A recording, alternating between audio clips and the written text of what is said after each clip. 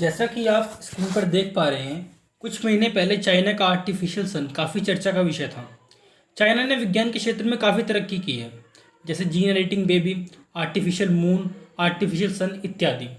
हाँ, कभी कभार इनकी तरक्की सब पर भारी पड़ जाती है, लेकिन आज के इस वीडियो में हम जानेंगे कि आर्टिफिशियल सन क्या है, चाइना ने ये कैसे किया, nuclear fusion and nuclear fission क्या होता है, टोकोमैक, शायद ये आप नाम आपने पहली बार सुना होगा, ये क्या है, सन में फ्यूजन कैसे होता है। तो ऐसे ही बहुत सारे सवालों के जवाब हम इस वीडियो में ढूंढने की कोशिश करेंगे। नमस्कार दोस्तों, मेरा नाम है निखिल शर्मा। शुरू करते हैं आज की वीडियो। ओके गाइस, तो सबसे पहले स्टार्ट करते हैं न्यूक्लियर फिजन और न्यूक्लियर फिजन क्या होता है। तो देखो गाइस, सबसे पहले फिजन के बारे में बात करते हैं। अलग कर देता हूँ पहले मैंने। हाँ, तो फिजन का मतलब होता है टूटना और फ्यूजन मतलब होता है जुड़ना। ओके, तो फिजन में क्या हो रहा है, एक न्यूट्रॉन एक यूरेनियम 235 के न्यूक्लियस से जब हिट करता है, टकराता है उससे, तो वो एक अनस्टेबल यूरेनियम 236 का न्यूक्लियस फॉर्म करता है और फिर ये यूरेनियम 236 का न्यूक्लियस डिवाइड हो जाता है बेरियम 144 में और क्रिप्टन 89 में। ये 144 89 क्या है, इनके मास नंबर है। ओके, और ये 3 न्यूट्रॉन अलग से देता है। अब यही 3 न्यूट्रॉन, हर एक न्यूट्रॉन यानी कि इनमें से एक और न्यूक्लियस ढूंढता है U235 का, और उससे हिट करता है और दोबारा से प्रोसेस चलता रहता है और एनर्जी फॉर्म होती है। ओके, अब फ्यूजन में क्या होता है, तो जैसे हाइड्रोजन के 3 आइसोटोप्स हैं, है ना, तो ड्यूटेरियम और ट्रिटियम भी उन दो में से एक है, प्रोटियम, ड्यूटेरियम और ट्रिटियम। तो जैसे ड्यूटेरियम का होता है 1H2, तो ये 1 क्या है, इसका एटॉमिक नंबर है, 2 क्या है, इसका मास नंबर है। आइसोटोप्स क्या होते हैं, आइसोटोप्स हिंदी में समस्थानिक बोलते हैं इनको। आइसोटोप्स का मतलब यहाँ पे ये होता है कि वो एटम्स जिनके एटॉमिक नंबर सेम है लेकिन मास नंबर डिफरेंट है। ओके, तो 1H2 का मतलब क्या है, 1 एटॉमिक नंबर हो गया, 2 उसका मास नंबर हो गया ड्यूटेरियम का। ट्रिटियम का मतलब क्या है, ट्रिटियम का मतलब यहाँ पे ये है कि 1H3 यानी कि 1 एटॉमिक नंबर, 3 क्या है, मास नंबर, सिंपल।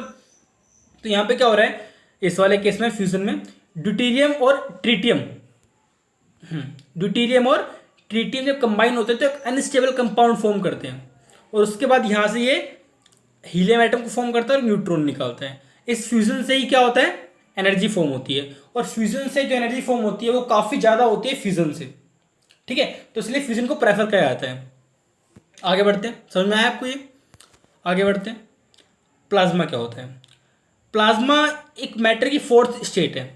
आपको पता होगा कि मैटर की 3 स्टेट होती हैं, सॉलिड, लिक्विड और गैस। 2 बाद में ऐड हुई थी, कौन कौन सी, एक थी प्लाज्मा, एक थी बोस आइंस्टाइन कंडेंसेशन। तो जो प्लाज्मा है उसमें क्या होता है, जैसे गैस है हमारे पास, उस गैस को आप हाई टेम्परेचर पे हीट करते हो, है ना, तो इस हाई हीटिंग की वजह से जो एटम्स है वो आयंस में कन्वर्ट हो जाते हैं और ये आयंस ही प्लाज्मा को फॉर्म करते हैं। तो जो हमारा फ्यूजन रिएक्टर होता है ना, एक सेकेंड, तो जो हमारा फ्यूजन रिएक्टर होता है उसमें ये आयंस ही काम करते हैं प्लाज्मा का। ठीक है, समझ में आया आपको। अब देखो आप, अब सन में फ्यूजन कैसे होता है अब वो समझते हैं, है ना।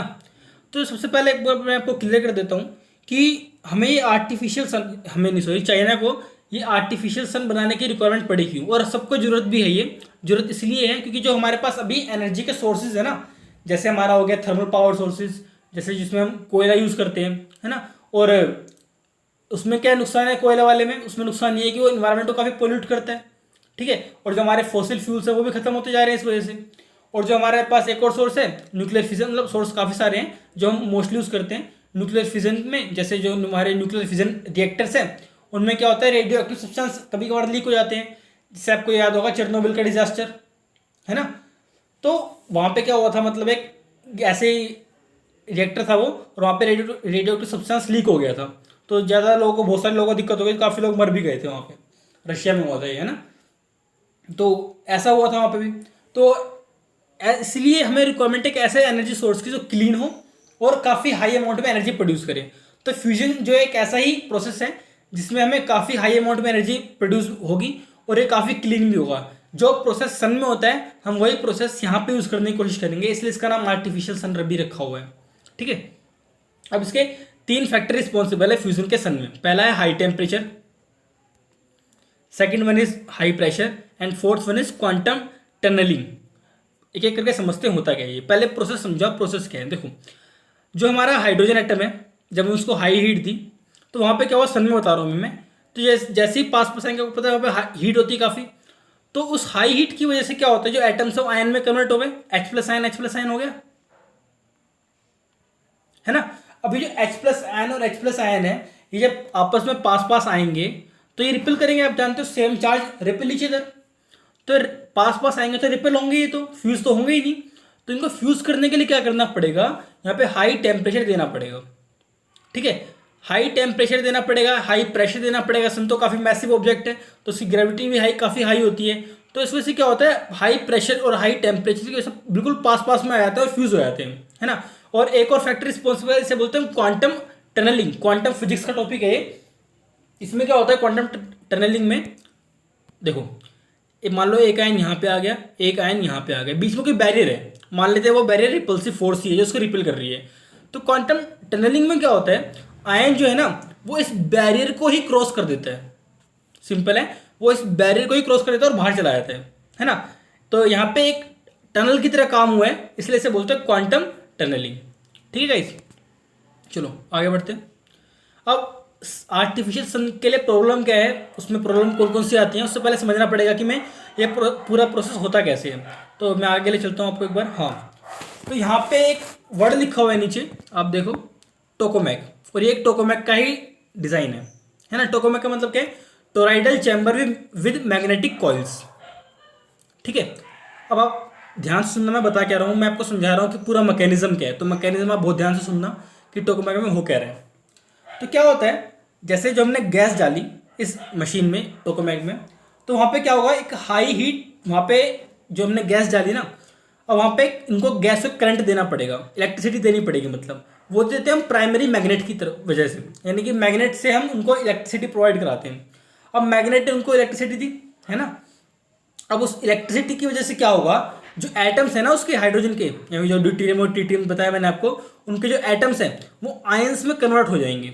ठीक है, आयंस में कन्वर्ट होने के बाद क्या होगा, वो मूव करेंगे, है ना। मूव करके क्या होगा, एक वहां पे फ्रिक्शन पैदा होगा दोनों के बीच में, जितने भी आइटम्स उनके बीच में। इस हाई फ्रिक्शन की वजह से क्या होगा, हीट प्रोड्यूस होगी, है ना। इस हाई हीट की वजह से, और जो इस टोकोमैक में हीट होती है, हीट कितनी होती है अराउंड, इस वाले में जो इन्होंने चाइना ने यूज किया उसका नाम है HL2M। चलो ये लिखा ही नहीं जा रहा मेरे से, तो मतलब क्योंकि मेरे पास अभी पैड नहीं है, इस वजह से ऐसा है। चलो HL-2M, वो स्लाइड्स में मैंने लिखा हुआ है, उसमें दिखा दूंगा मैं आपको। तो वहां पे क्या है, इस हाई हीट की वजह से अभी जो आयंस है ना, ये आपस में फ्यूज कर देंगे, मिल जाएंगे आपस में, और इस फ्यूजन से क्या होगा, एनर्जी प्रोड्यूस होगी, और इस एनर्जी को हम यूज कर सकते हैं आगे अपना रिएक्टर चलाने के लिए और भी काफ़ी चीज़ों में। ठीक है, तो यहाँ पे देख रहे हो आप, यहाँ पे दो चीज़ नाम लिखे हुए हैं यहाँ पे, एक है पोलाइडल फील्ड मैग्नेट, एक है टोराइडल फील्ड मैग्नेट, है ना। अब ये क्या है, देखो जब इतना हाई टेम्परेचर होगा, यानी कि 100 मिलियन डिग्री सेल्सियस, सन में कितना दिखाया था मैंने पीछे आपको, 15 मिलियन डिग्री सेल्सियस कोर में, है ना। यहाँ पे कितना है, 100 मिलियन। तो अगर इतने हाई टेम्परेचर पे जो प्लाज्मा है, अगर सोचो ये इस मशीन की वॉल से टकरा गया, टोकामेक की वॉल से टकरा गया, तो क्या हुआ, पूरी मशीन ही खराब हो जाएगी, है ना। सब कुछ मेल्ट हो जाएगा इतने हाई टेम्परेचर पर। तो इसलिए हमने टोकामेक का यूज़ किया। इसमें टोराइडल का मतलब क्या होता है, टोराइडल का मतलब होता है प्लाज्मा को एक कन्फाइंड चैम्बर में ही इसको समेट के रखना, ताकि प्लाज्मा वॉल से ना टकराए, है ना। इसे बोलते हैं मैग्नेटिक कन्फाइनमेंट। ठीक है, समझ में आया आपको, ये वैक्यूम में सारा काम चल रहा है। ठीक है, अब चलते हैं पीछे एक बार। हाँ, तो कौन कौन सी प्रॉब्लम है आर्टिफिशियल सन के साथ। पहला, रिपल्सिव फोर्स बिटवीन, एक सेकेंड, हाँ, repulsive force between same charge item, यानी कि मैंने बताया कि सेम रिपल्शन होता है, इस रिपल्शन की वजह से क्या होता है, वो आपस में फ्यूज नहीं हो पाते। दूसरा, hot plasma should not touch the wall of machine, है ना। अगर टच कर देगा वॉल ऑफ मशीन को तो सारी कहानी खत्म हो जाएगी, पूरा प्रोसेस ही खत्म हो जाएगा।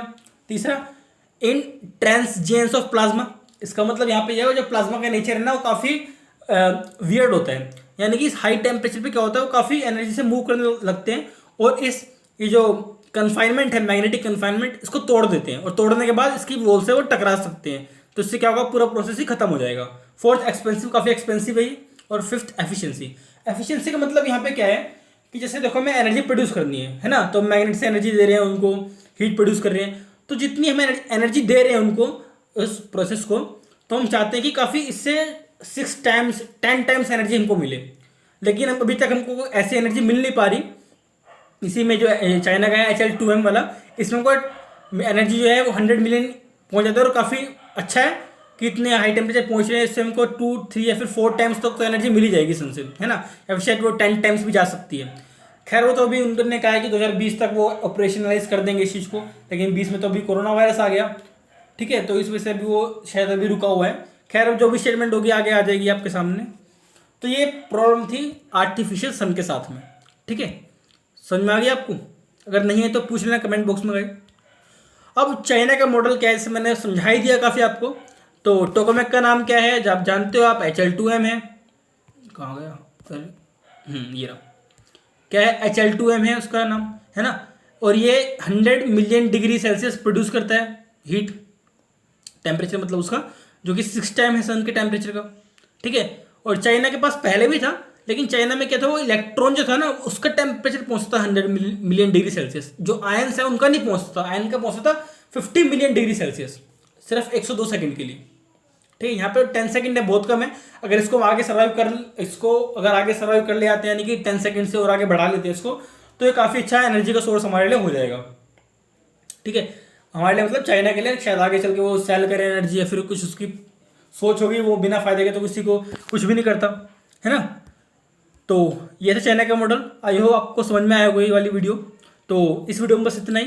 अगर वीडियो पसंद आई आपको, अगर ये वीडियो आपको पसंद आती है तो इस वीडियो को लाइक करें, शेयर करें। अगर इस चैनल पे नए हैं तो इसे सब्सक्राइब कर लेना। और वीडियो पसंद ना आए डिसलाइक कर सकते हो, लेकिन डिसलाइक क्यों किया कमेंट बॉक्स में बता देना, ताकि उसको मैं आगे इम्प्रूव कर सकूँ। तो मिलते हैं अपनी नेक्स्ट वीडियो में, तब तक के लिए जय हिंद।